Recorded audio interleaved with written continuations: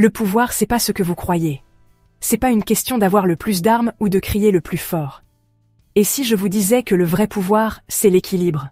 Et que l'histoire nous montre que les nations les plus puissantes ne sont pas celles qui dominent, mais celles qui empêchent la domination? Aujourd'hui, on plonge au cœur du vrai jeu de pouvoir, l'équilibre qui façonne les guerres, les alliances et le futur de notre monde. Imaginez la politique mondiale comme une partie de Jenga super tendue, où chacun empile son influence délicatement, en essayant de pas tout faire s'écrouler. Voilà mes amis, c'est ça l'équilibre des pouvoirs, une des forces les plus importantes qui façonnent l'histoire. Aucun pays ne devrait devenir trop puissant, parce que quand ça arrive, ça part en cacahuète.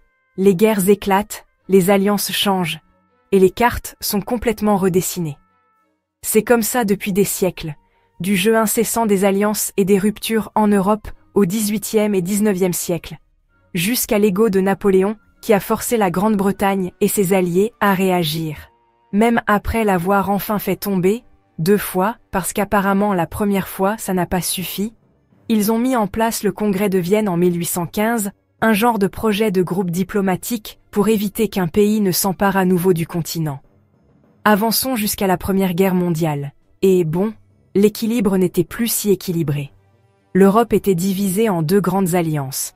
La Triple Entente et la Triple Alliance, comme une guerre de clans au lycée, mais en version hardcore. Un assassinat à Sarajevo plus tard, et pouf, tout le continent était à feu et à sang. L'idée, c'était de dissuader la guerre grâce aux alliances, mais en fait, ça l'a rendue inévitable. Ensuite, la Seconde Guerre mondiale, où le monde a essayé le coup du « Allez, laissons l'Allemagne prendre un peu de terrain », aussi connu sous le nom d'apaisement. Et, surprise, ça n'a pas marché. Une fois qu'il est devenu clair qu'Hitler n'allait pas arrêter de collectionner les pays comme des cartes Pokémon, les Alliés ont dû intervenir pour rétablir l'équilibre. Après ça, on a eu la guerre froide, un concours de regards géopolitiques entre les États-Unis et l'Union soviétique, où l'enjeu était l'anéantissement nucléaire. Au lieu de se faire la guerre directement, ils ont joué aux échecs avec le monde, guerre par procuration, espionnage, et beaucoup de frimes.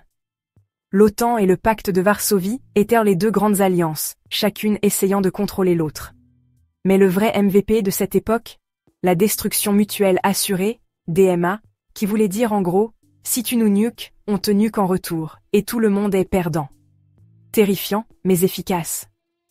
Finalement, l'Union soviétique s'est effondrée, mais devinez quoi? L'équilibre des pouvoirs ne cesse jamais de changer. Aujourd'hui, on a un nouveau casse-tête géopolitique, la Chine qui monte en puissance, les États-Unis qui renforcent leurs alliances en réponse, et la Russie qui met le bazar avec ses actions en Europe de l'Est. L'OTAN s'étend, la Chine investit partout dans le monde, et la technologie est maintenant un champ de bataille clé de la cyberguerre à l'intelligence artificielle. La puissance mondiale, c'est plus seulement une question d'armée maintenant.